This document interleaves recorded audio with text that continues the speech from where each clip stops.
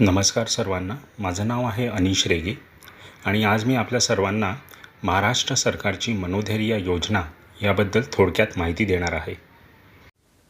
मनोधैर्य योजना ही 2013 साली सुरू करण्यात आली. महिला व बालकांवरील वाढत्या गुन्ह्यांची नोंद घेत महाराष्ट्र सरकारने गंभीर गुन्ह्यात बळी पडलेल्या पीडितांच्या पुनर्वसनेसाठी ही योजना सुरू केली. 2013 ते 2017 मनोधैर्य योजनेची अंमलबजावणीची जबाबदारी महिला व बालविकास विभागाकडे होती.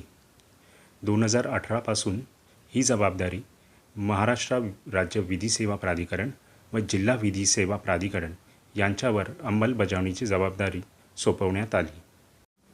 मनोधैर्य योजना ही बलात्कार, बालकांवरील लैंगिक अत्याचार, ज्वालाग्रही, ज्वलनशील पदार्थ हल्ला, ॲसिड हल्ला, अनैतिक व्यापार या गुन्ह्यात बळी पडलेल्या महिला व बालक पीडितांना अर्थसहाय्य देणारी योजना आहे.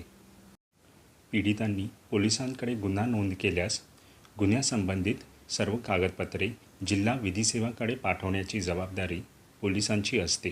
मनोधैर्य योजनेअंतर्गत पीडितांना किती अर्थसहाय्य मंजूर करावा किंवा अर्ज नामंजूर करावा याचा अधिकार जिल्हा विधी सेवा प्राधिकरणाकडे असतो.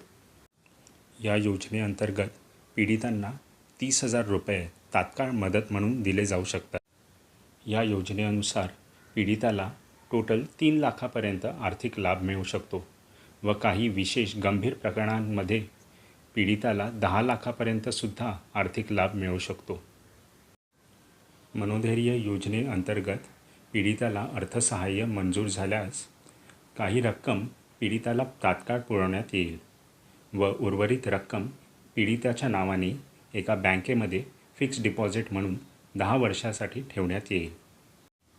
मनोधैर्य योजनाबद्दल थोडक्यात माहिती देण्यासाठी हा व्हिडिओ बनवलेला आहे. अधिक माहितीसाठी आपण आपल्या जवळच्या जिल्हा विधी सेवा प्राधिकरणाशी संपर्क साधू शकता किंवा महाराष्ट्र शासनाच्या वेबसाईटवरून मनोधैर्य संबंधित शासन निर्णय डाउनलोड करून घेऊ शकता. व्हिडिओ पाहण्यासाठी धन्यवाद.